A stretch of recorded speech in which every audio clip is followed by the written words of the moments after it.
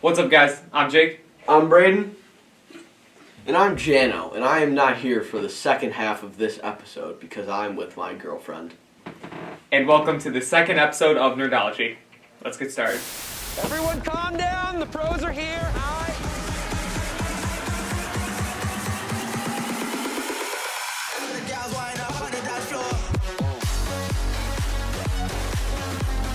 What's up, guys? This is the second episode of Nerdology. We are back, surprisingly enough, after the first week. We're going to talk about the Wandavision season finale, series finale, I should say. Talk about the Flash season premiere, Superman Lois, which Brayden will still not watch. No, I refuse to watch it. It doesn't happen. Baby, boom.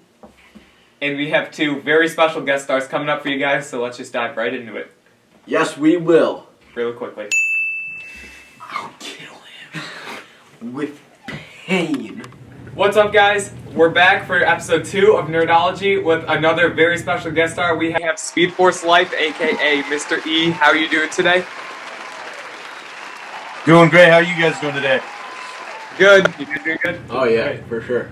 For sure. Alright, we'll just dive right into it then. Episode 1, Season 7, Episode 1. What were your full thoughts? Oh, there's a lot to go over with, the artificial speed force, losing wells, all of them. Cecile having some new abilities, Iris still being in the Mirrorverse, and what's going to happen with that situation. And there's so many things to cover in so little time. Absolutely. Jano, we'll let Jano go first. I thought it was a great episode for what they can do with COVID. Absolutely. Everybody was social distancing too, I noticed. Yeah, it was they were a lot spaced out. I don't like the Ralph excuse, but like, what are you gonna do? He's not on the show anymore. But I hope they give him a better exit with someone pretending to be Ralph or him pretending to be someone. Absolutely. I heard a theory that was, I'm sorry to get off track, but that we could keep Tom Cavanaugh and Elongated Man could change his appearance on a cellular level to become that character, so we keep the character and Tom Cavanaugh. But probably won't happen. I just imagine he'll exit the show, and then I feel like eventually they'll bring him back with either a different actor or the same actor, because I don't think he'll be gone forever. Because of No, and I heard word that they could possibly use a spin-off, before all that nonsense with Hartley Sawyer happened. So, but who knows if that's going to happen or transpire. But again, they could salvage the character if they just, just dove into the things that they've already represented in the show with the character, changing his appearance and stuff. They could exploit that big time. That's the only part of the episode I think that I felt a little off about, but of course you were going to, because Braden, thoughts on the episode? One thing I'm excited for is Jasper. Jasper's the new guy, right? The guy that's behind Chester, yeah. Chester. All right, whatever. So, I want to see how they're obviously trying to turn Chester into the new Cisco, because Cisco's gone now. He's on that Atlantis trip, right, or something like that? Yeah, but the actor is not coming back, right? I've seen so many rumors surfacing around that forever. Nothing is definitively been said as to whether or not they're going to keep Cisco on or not. Yeah, so I think as of right now with the show, they're using Chester as like a backup or like a replacement until they have like a say, or not really a say, or they have like a final ruling with Cisco's character. So I'm really interested to see how they develop Chester. Well, even his powers are vibed, because the portals he can make. Yeah, it's very much. Absolutely, they need to dive into that. That could be very useful. It could also be very damaging, as we could see what black holes have done. Yeah. The thing where I'm I don't know. I absolutely loved Cisco from season 1 to 2. His relationship with a lot of different characters, but after Flashpoint, it's been my theory has been that after Flashpoint, the Flash hasn't been as good as it was in previous seasons. And, Cisco he's been more focused on that comedy relief, but he's also, partly depressed, which I know they're kind of trying to dive into that, but I'm not really a huge fan of that with Cisco taking the cure and I just think that I want the old Cisco back.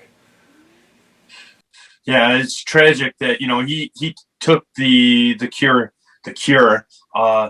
more than once as far as that to go in order to get rid of his powers, which is difficult, because it is a superhero show as far as that goes, and you want it to be full of all these superheroes and not if you're not going to be Cisco vibe, then what are you doing other than your super intelligence? Right. And it's just a waste. I think you covered that perfectly. My main thoughts on the episode was I'm not going to grade it fully until we get to see the actual season 7 premiere, because these episodes, and Grant Gustin said, they were finished for like over a year now. And because of COVID, they just couldn't finish up the whole season. Right. So I believe episode 4 is gonna be the true season, like it's supposed to be the original episode 1. Oh, absolutely. Yeah, they have to wrap up what they already did, because they haven't even figured out the whole Eva McCullough and getting Iris out of the Mirrorverse as far as that goes, which they would have wrapped it up with a pretty bow at the end of season 6 if they could have, but right. There's that. So obviously Iris is a very controversial topic. You either hate her or you love her. What are your thoughts on that subject? Just like you said, she gets way too much hate, and it's not Candace's fault at all. She's a great actor. She does an awesome job, and I'm going to chalk it off to the writing. We are Flash. What is that garbage? Come on. He is Flash. I didn't like that, but that's not her fault, okay? She's trying to make a 4-course meal out of a crap sandwich. So Absolutely. I don't blame her. I think she's a great actor, and she's doing what she can with what she's given. I think that's a great phrase. She's trying to make a 4-course meal out of a crap sandwich. Before I get my thoughts, Brent, what are your thoughts on Iris? I don't really like. Where are you going, bud? I'm gonna get the dog. All right, it's just me and you. Hi there. So with Iris, I don't really like how they like you said, the writing. I don't really like how they developed the character. I feel like they could have done it a better way. Absolutely. Her character went from more behind the scenes, writer, journalist, not super involved, but I don't like how they got her too far involved, if that makes sense. Absolutely. They're trying to make it into a romance situation also, because that in the comics, Iris is Barry's end game, and that's their relationship is what makes up the Flash's character, so to speak. That's what grounds him. So it makes sense that they would develop her character, but they've got to beef up the writing and the character development a little bit better than they have. I think they developed it the wrong way. I feel like they absolutely. I mean, the way she was portrayed in the beginning was really ditzy and very annoying, and then she's developed, but the writing still lacks in that regard. It's not conducive to her acting skills as far as that goes. I think she's been really good in season 6 at least, and it's been better than I think season 4 and 5. The Mirror Realm I think is dragging on a little bit too much, but part again COVID. Yeah. So I just think her character, they're doing it okay, and I expect it to. I hope it gets better, because they're making her more involved. But I hope they don't make her. I think a really cool thing would be to bring Eddie back. I think that you actually give her something to do that is connected to the main story. A good way that they could bring him back, and sorry to go off track and cut you off if I did, and I'm sorry, but what they could do to bring Eddie Thawne back, or at least the actor, is to introduce Cobalt Blue, Barry Allen's long lost twin brother, who would eventually become a speedster after a totem that drags out their deepest darkest desires as far as that goes, and go down that rabbit hole. Could be fun. I think that'd be really fun. At the end of season 1, his body goes into the breach, so you don't know where his body ended up. So that'd be, I think, Eddie. So I think it's if they brought him back, I think it'd be really cool because I think that gives a very good dynamic between Barry and Iris to have a part in the main villain. They just need to introduce some more speedsters too, because season 4 was good with the Thinker. I thought the Thinker was a really good, turn on things, and then they kept going away from the whole speedster thing, which that's one of the biggest things about the Flash is having people that can keep up with him, and not just in an intellectual way. Like Cicada, for instance, hated that villain. Stupid. We get so many intelligent human beings in a room that can't figure out how to beat one dude or one lady as far as that goes, and then they finally, just like that at the end, were able to come together and devise a plan to capture him just like that. Give me a break. It should have. Cicada. Yeah, like he should have been gone after like the first 5 episodes. Then his daughter or his niece 2 episodes, and then Reverse Flash. They dragged that on way too long. Yeah, absolutely. The downfall, I think, of speedsters, I think it started with Wally's writing. They had no idea what to do with him. Not just. Oh my God! And Jesse, that's a wasted character right there. Completely. Like he should have been the main character in the first part of season 4 because Barry's gone. They should have made, and then like he did nothing except for episode 1. After that, he had nothing to do in the rest of the season, which was a real. It was a complete and utter waste, and moreover, what they could do to bring in another speedster in general is to introduce a redheaded Wally as well, or they could do that on Stargirl. Yeah, I digress. That'd be so cool if they introduced that in Stargirl. I think Stargirl they're probably gonna end up with Jesse Quick because actually. Did you see that John Wesley's ship is going to be on Stargirl? I did see that. I didn't want to. Frost, he has that comic accurate suit. That's what I'm really looking forward to. Or if it's going to be the same, Jay Garrick from the multiverse, or just from that universe that dons, that iconic, costume, which would be awesome. I just got a poster today in package time, if you will, that was that iconic picture. Yeah. Well, it's probably going to be a different Jay Garrick because in Stargirl, I'm pretty sure that Jay Garrett's dead.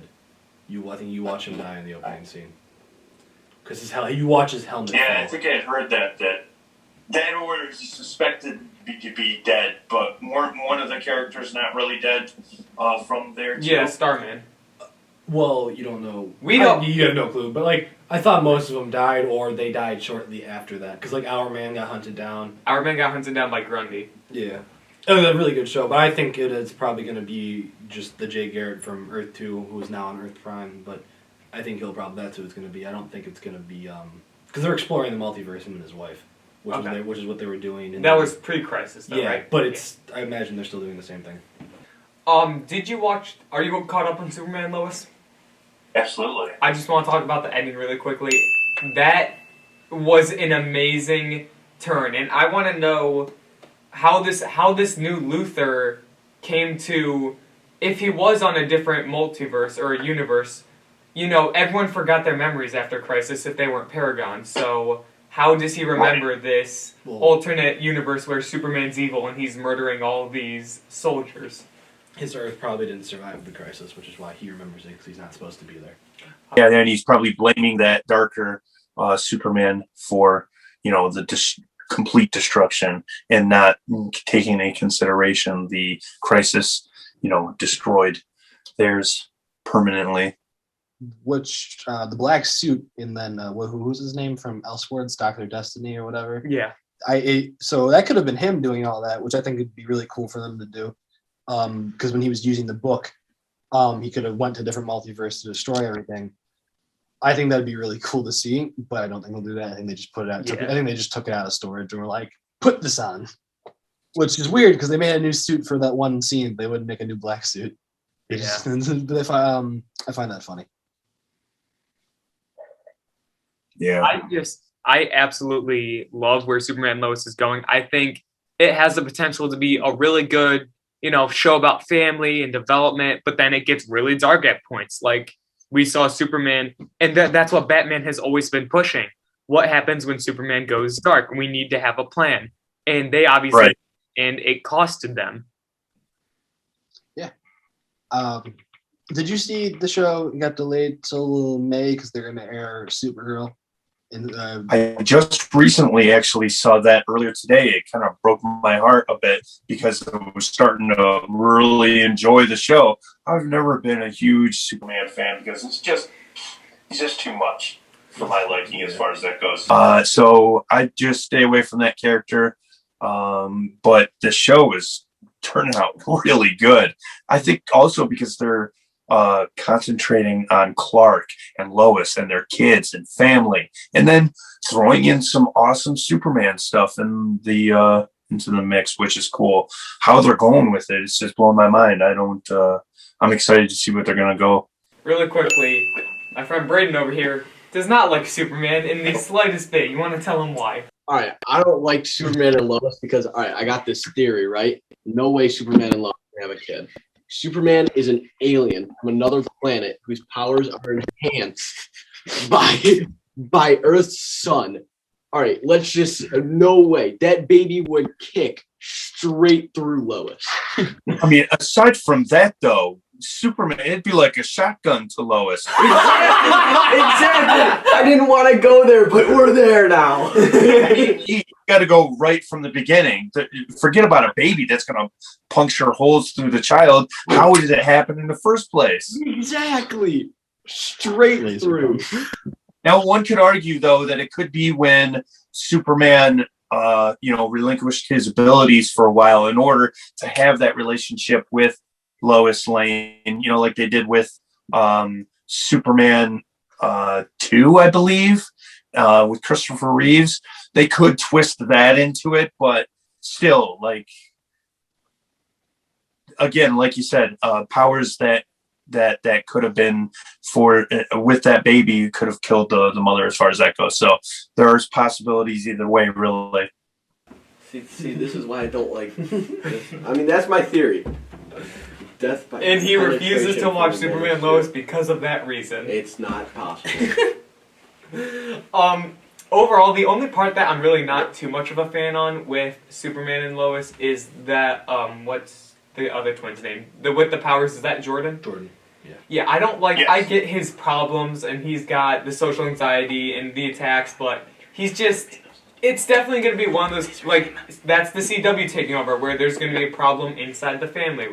The Flash, someone in Team Flash always has a problem with some other person, and it gets resolved by the end. And I don't want Superman and Lois to fall into that, where Jordan just starts going after Superman every single episode, and then they make up by the end. It's just repeats over and over again. Yeah, it gets to be kind of predictable and cumbersome as far as that goes. Mental health is a real thing. It's not fixed just like that as far as that goes. So to see them kind of dive into that could be very interesting, and could also be problematic as far as that goes. And like you said, repetitive and predictable. Absolutely. Sure. Really quickly, I love your TikToks. Whenever someone tries to say that Quicksilver is faster than the Flash, and you come at them with all of these, you got the calculations down, you got all the speeds down. there is no calculation. The characters are just as fast as the writers need them to be, especially with the X-Men Quicksilver. It's you can outrun, literally time, but you can't outrun an EMP wave. Nope, you're dead. It's so funny with how they, even in the Flash, how he was able to jump. He was able to go back in time, but he could jump far enough to go over a bridge. No, the worst part was he was able to travel back in time. He was able to almost outrun the Crisis. Or no, the thing with Supergirl, rewound time. But he couldn't catch a guy on a motorcycle. That made me extremely mad. Wait. Just when they just knock him out, and he's just oh, I can't get up and use my super speed to go catch them, even though he literally just walked out a door. It's so funny to me. And then with Cicada, instead of having him walk away, Hey, don't bring that name up. they have him fly. That's how they build the story as far as that goes, because they're like, oh, he got away. But, realistically, the Flash could search the whole city in, attoseconds as far as that goes and get their people. Hello, son. Hello, son. Oh, gee Willikers, Flash. Gee Willikers, Cisco, we can't catch him anymore. Yeah. Any last notes, Braden? No, I'm interested to see what they do with the future of this show and bringing more speedsters and stuff on, like you guys said. Well, that's why speedsters. But that's it for me. Sorry, go ahead. No, he said that's it for him. Go. No, yeah, Go well, ahead. Jano timer. Go. Yeah, I You mean, get a minute and a half. I want more speedster villains so they don't have to do the stupid, oh, I walked around a door, now Barry can't find me. So, like, when speedster villains, they can just, boom, they're gone. That's why they work better. Yes. Any last notes for you, Mr. E, before we head out? I mean, I'm just glad that I was a part of things. And may the Speed Force be with you. That is amazing. May the Speed Force be with you. Thank you so much for joining us. We really appreciate your time. This was great. We had a blast. We absolutely love, because like I've said, the Flash is my favorite superhero, and like just getting to sit down and really talk about this with people who know what they're talking about, it makes a lot of sense. Yeah, just because then you have to explain everything to people and then explain the comics and the show, how they're different, and some people are uninterested, but that's their loss. That is their loss. Alrighty, we will see you next time. Thank you so much for joining us. May the Speed Force be with you. And ladies and gentlemen, we are with our second guest star of the day. We have... Hold up, freeze frame. So right about now, I kind of forgot to click the record button on me and Daniel's meeting, so for about the first 3 minutes of this interview, you guys won't be able to see Daniel, but after that, it will be just like normal. Sorry for my stupidity. Daniel, a.k.a. the Milanopilot. How are you doing, Daniel? I'm doing wonderful. How are you guys doing? Doing good. We're doing great. Alright, let's just dive right into it. I said it a lot, but let's dive right into it. Wandavision series finale, what are your main thoughts? I didn't think it was terrible. I love the fact that I had that feeling of an Avengers fight scene when Vision was going around with the other Vision, and we're all just building up, but I wasn't a big fan of the ending, but at the same time, I'm not disappointed. I'm very biased. Anything Marvel does, except for Thor 2, I'm happy with. So, I thought it was good. It left a lot of plot holes, like what happens to Vision and stuff like that. But I mean, overall, I'd give it like a 7.5, almost 7.8. I don't think it was terrible. Yeah, I don't think it was the best episode, but then again, it wasn't the worst. Because this is the episode that everyone thought WandaVision was going to be. It was going to be all that action.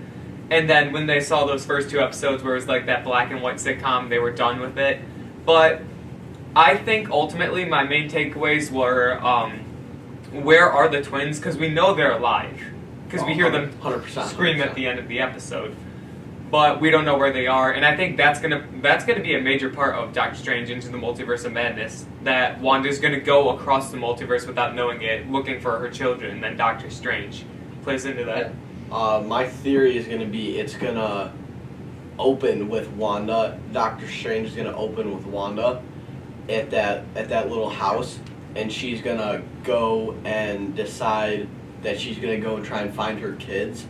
And we heard them scream, and like with all the Pentagons and everything that was all over them. I forgot to record it. Yeah, we're chilling. I forgot to screen record it. Alright. We're chilling. We'll start from here. Okay.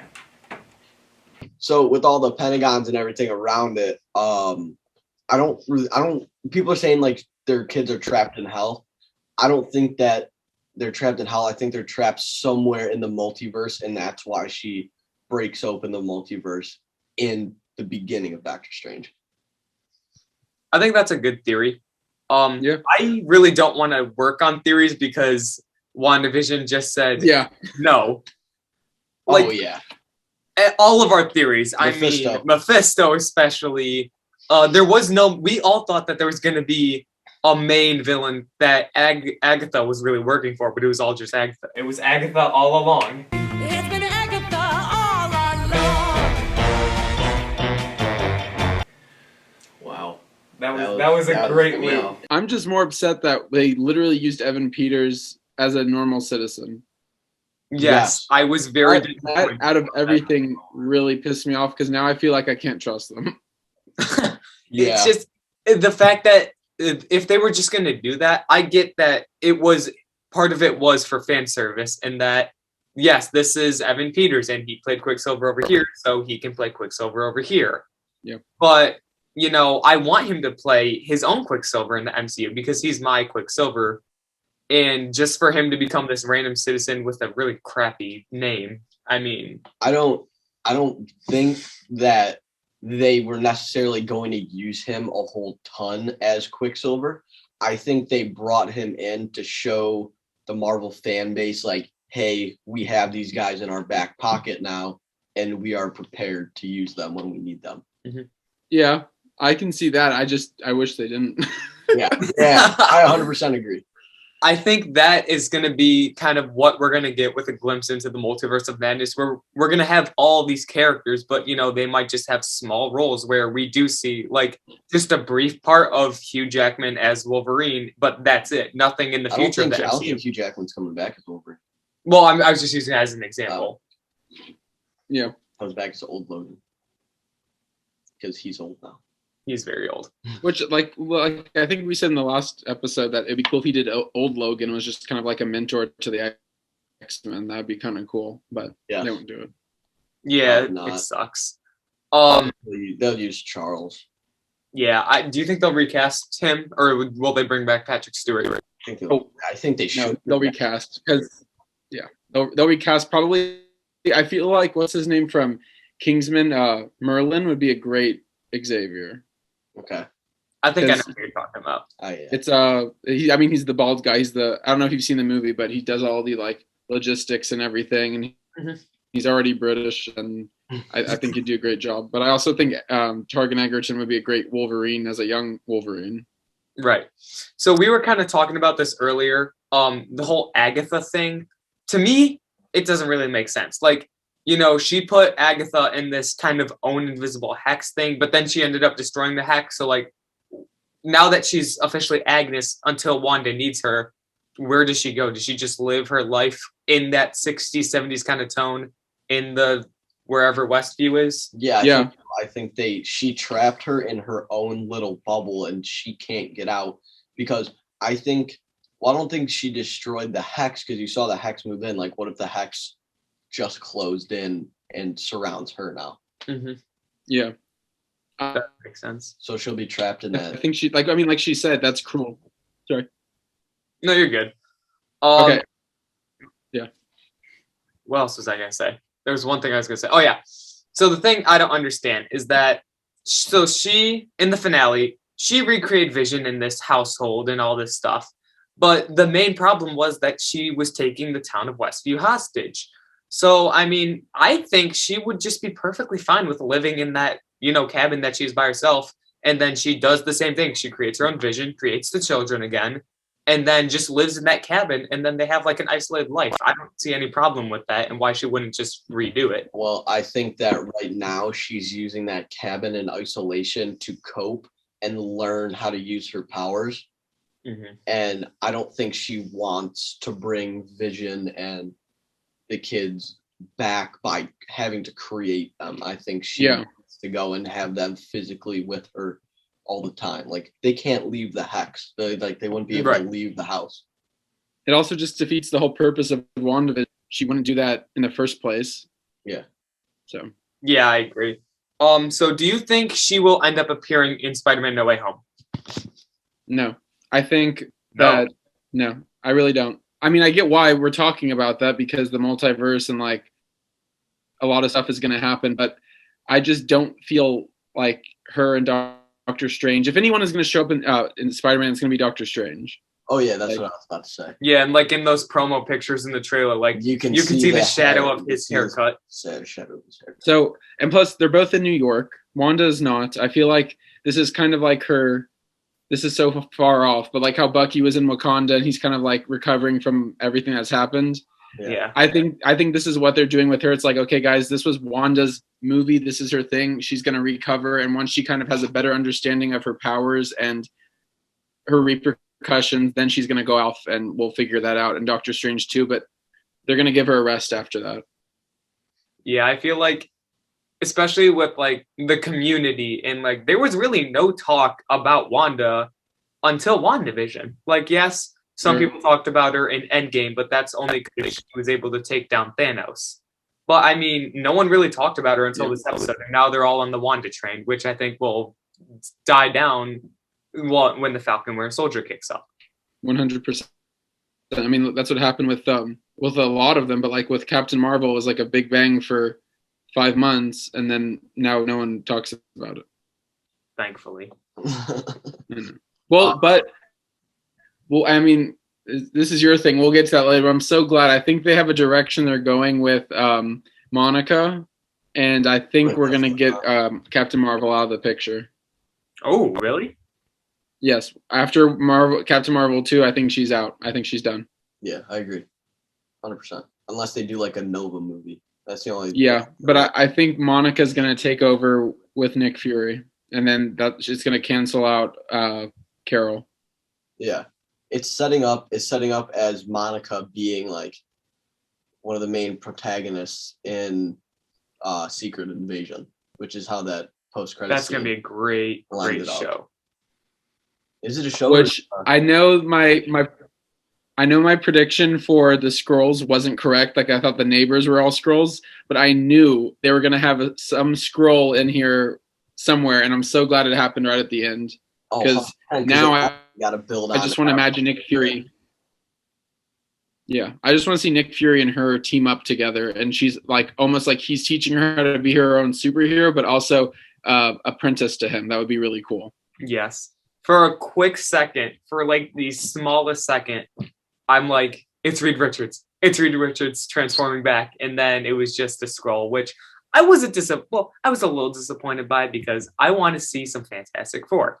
I want to see John Krasinski, however you pronounce his name, as Reed Richards. But, you know, I think that Photon is going to become the favorite because she can be, I have no problem with female powerful Avengers. I love Wanda. But the thing with Captain Marvel is she's so egotistical and arrogant and just she's Tony from the first movie. Exactly. Yeah.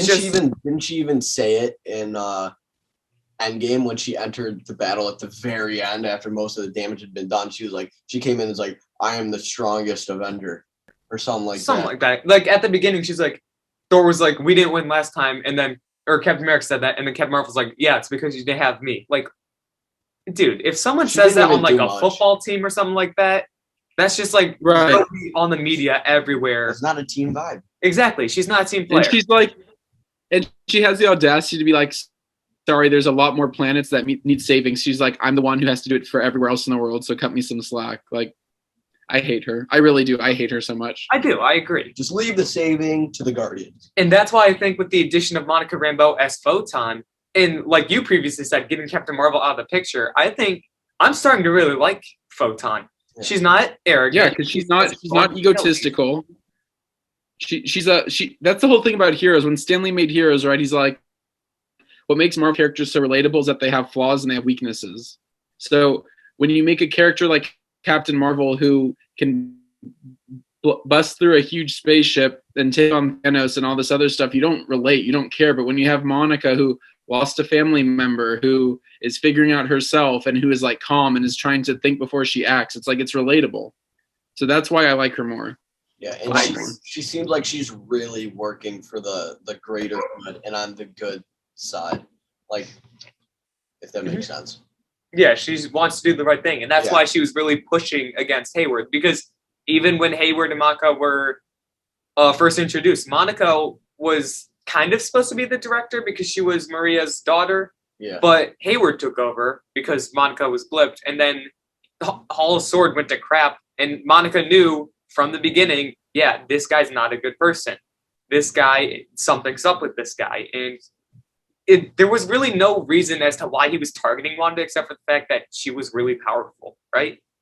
Yeah. I mean, I do think to an extent what I noticed at the end of WandaVision when she's walking in the street, right, and all the people are looking at her, it gave me like a feeling of X-Men in the sense of, oh, we can't trust mutants, like get out of here, like move. And then that kind of starts the Magneto-esque type of like there's a divide between two people. That's the vibe I got from that. Yes. Yeah, 100%. Because they like, I really liked when Wanda was fighting Agatha, and she's like I know it's kind of like cheesy how she's figuring out her powers and how to use them like during the thing, but I really liked when they when she did the she sucked in all the energy and like her costume change and stuff. It really gave me like a Dark Phoenix vibe. Right.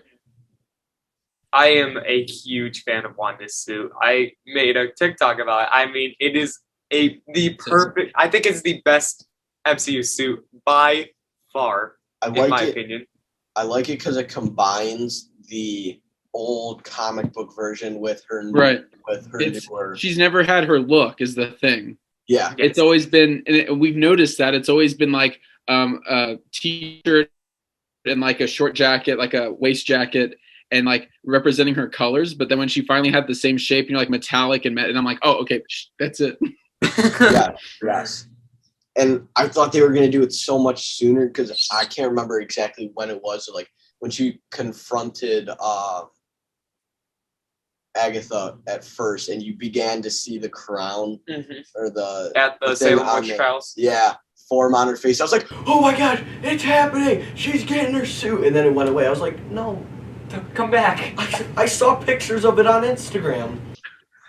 The thing, and this was like a really minor detail that my friend pointed out to me, but it's true. So remember when the town was turning against Wanda and Dottie said her real name? It was like Sarah something with a P. My friend, for some reason, was doing research on that, and that woman was actually in the Salem witch trials. And she was like accused of being a witch because she was either a musician or a scientist. I forgot what they said. And so they accused her of being a witch because, women can't be of importance back then. So they thought, she's a witch. And there's no record of her death, even now, like in the real world. So Dottie being that real name, my friend was pointing that it still could be Mephisto with whatever, but no, I think it's just Marvel did their research and they don't expect anyone to really notice that detail. Yeah, I think when everyone was saying Mephisto, I mean, for the longest time, like, it's not him. It's not him. They're not going to introduce this big baddie as the finale. And when everyone was saying Ultron was going to be in the show, and because James Spader's voice was in the cast, I'm like, I don't think so. Like, it just doesn't make sense to me why you're going to throw it in all at the last. I thought, if anything, he was going to voice like Vision, White Vision. That's what I was hoping for. Same. Especially when he picked up Wanda was squeezing her head, and if he said something in that James Spader type voice, I think that would have been a perfect timing. But I think Paul Bettany completely teased. He completely, I don't even know, rickrolled. Not even. He just wanted to work with himself. He destroyed the entire internet with that one saying, "Yeah, there's this actor I really wanted to work with for a long time," it's and himself. It's been himself. That was amazing. And that's on self-worth. Yes. Really quickly, looking forward, Falcon and Winter Soldier. How are you more excited for this than you were for WandaVision? Do you have higher hopes, higher expectations? I'm excited for it just because I love the two characters. I'm not as excited for it as I was for WandaVision just because it's not really much of a mystery yet. At least it's more of just like an action movie. I don't know. I think after the first episode, I'll have an idea, but it's not really it's not pulling me in. You know what I mean? It just looks like a buddy action, which isn't bad. It's just not what I'm expecting. So. Right. And the thing that's really going to pull people in, I think, is if there's a funeral scene for Captain America in this next movie.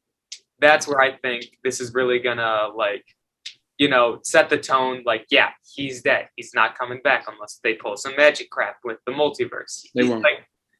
WandaVision was so powerful and it gives you all these ideas of powers, but now you're taking a break and you're focusing on the guys who, like Iron Man, Captain America, don't really have powers. Well, Captain America, but they're just the normal guys who are trying to make a difference in the world with the small villains like Baron Zemo.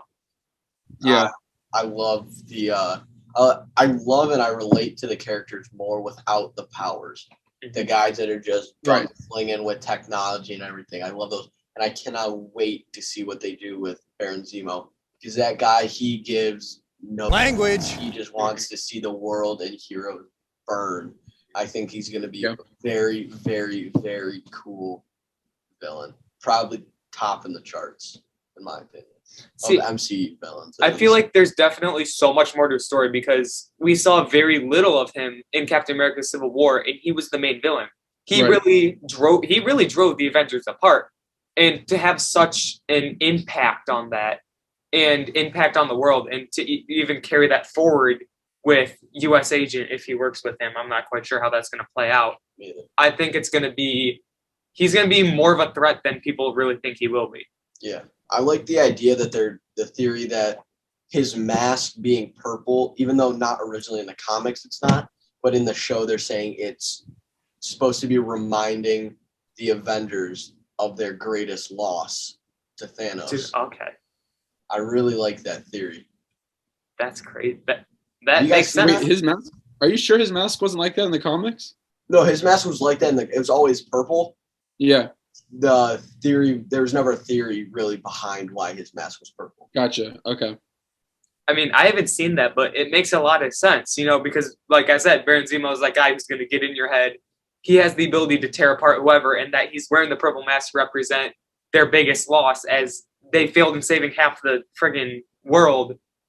That is going to definitely get into, because none of them survived the snap, so I don't know if it'll get into their head too much, but I do think it'll get into their head a lot. He's definitely a villain that plays a lot of mind games. Mm-hmm. Dude, I like what you just said about Thanos, because I'm looking at a picture of him from the show, and he even has, it's not just purple with like designs, it's literally the lines just like Thanos has on his chin and on his head. So that's really cool. Yeah, I really like that theory. I was skeptical about it at first, but then as I realized that it's not like a super comic booky, it's more based on the MCU and everything that's gone on. So he's a villain that really gets inside your head and plays mind games. Language. He broke up. He turned Tony and Steve against each other with a single videotape. Right. Like, he knows what he's doing. I'm very excited for this series. More than I was for WandaVision, I think. Right, and I think the reason why people are more excited for this than they were for there are obviously bandwagon MCU fans. Like, they're bandwagon sports fans, they're bandwagon MCU fans. And those are the people who didn't care about the first 2 episodes of WandaVision, who didn't really know what WandaVision was, and who were expecting a lot of action. And that they were expecting a Falcon Winter Soldier movie from WandaVision. And I mean, they said that when Kevin Feige was talking about the different types of Marvel movies there are, I mean, obviously I'll use Guardians as an example. He calls it a space opera. He said Winter Soldier is like a dark espionage. So there's a theme to each Marvel film. And for WandaVision, it was mystery, while Falcon Winter Soldier is classified as a buddy cop action 6-hour film. And then Loki, that from what I remember, it's more suspense. It's like time suspense.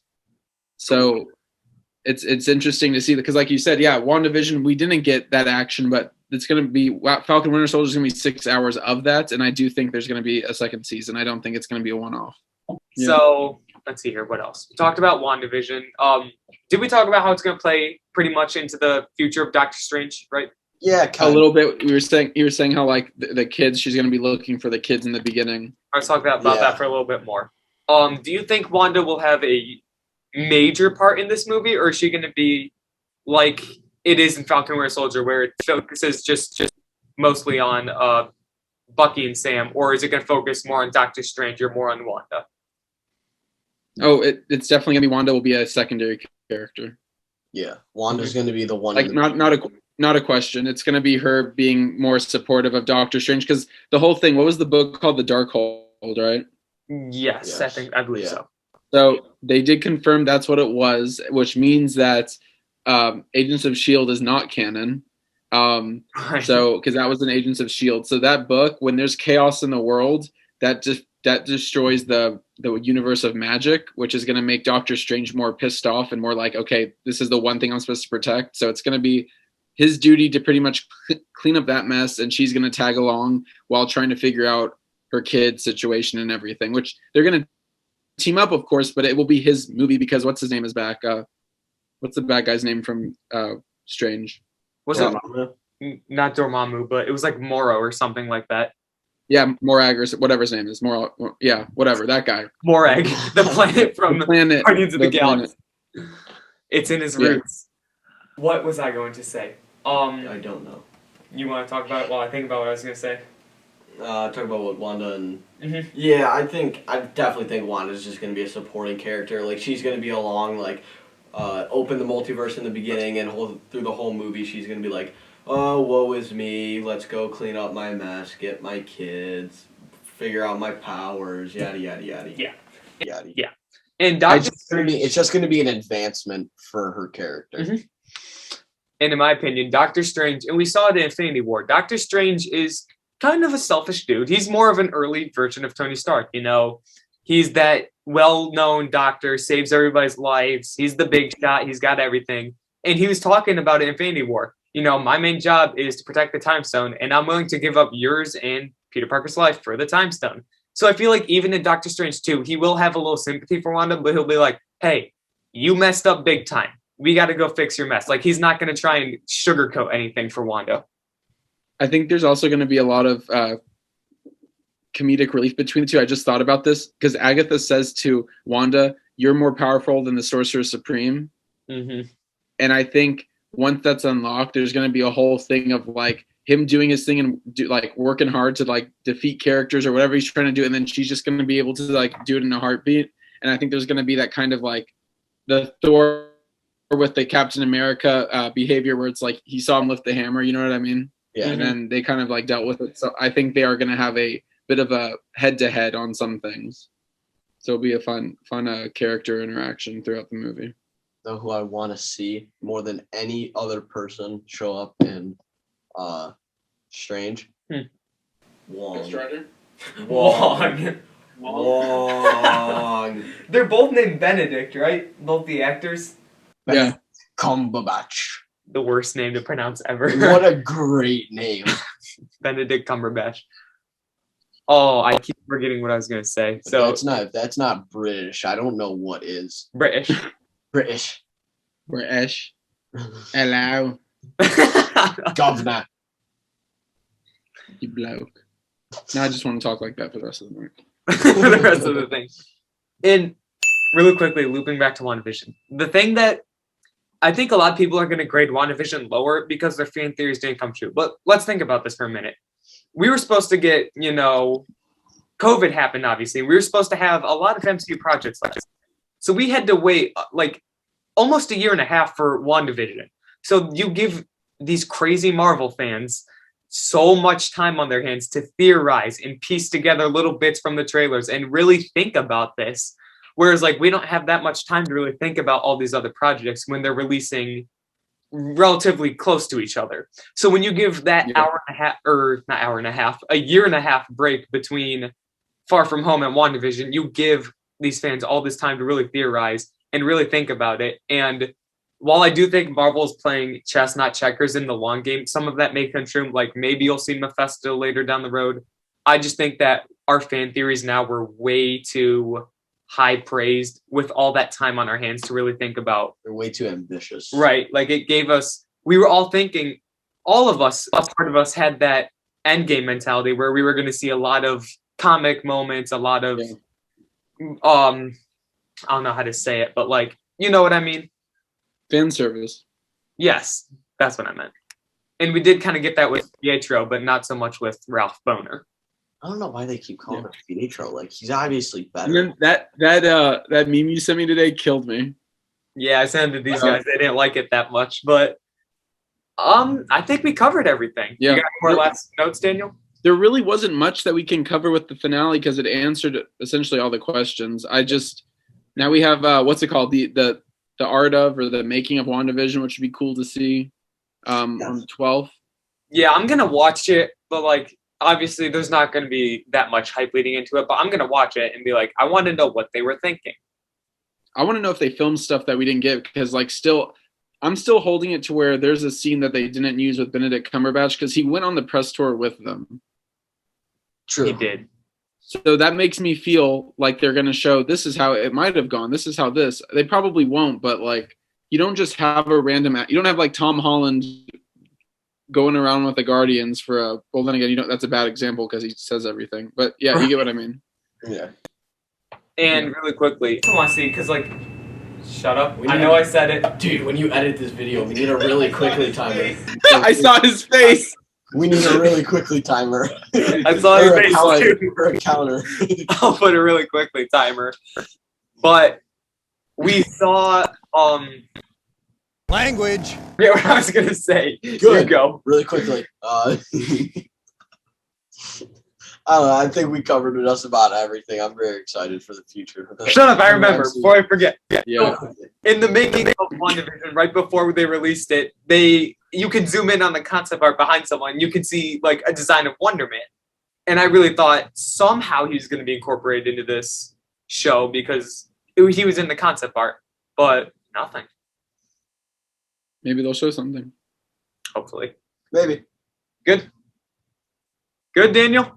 I'm super. Amazing. Really quickly, we're gonna end it here. All right. Thank you so much for joining us again, Daniel. Thanks for having me, guys. Have a good one. Absolutely. You too. Wait, this is the way. No, He said it, and we're not going to cut out. This is the way. There we go. Yes, All there we right, go. let's go. All right, thank you very much, Daniel. Thank We'll see you you. next time. See ya. Bye. All right, ladies and gentlemen, that concludes the second episode of Nerdology. We hope you had as much fun as we did. Any last notes, Braden? Nope. I thought this episode was really, really good. You know, just a nice break from Gianna was really nice. Yeah. Second half, perfect. All right, ladies and gentlemen, that's going to be all for us today. We'll see you guys next week. We're coming for you, New Master 69.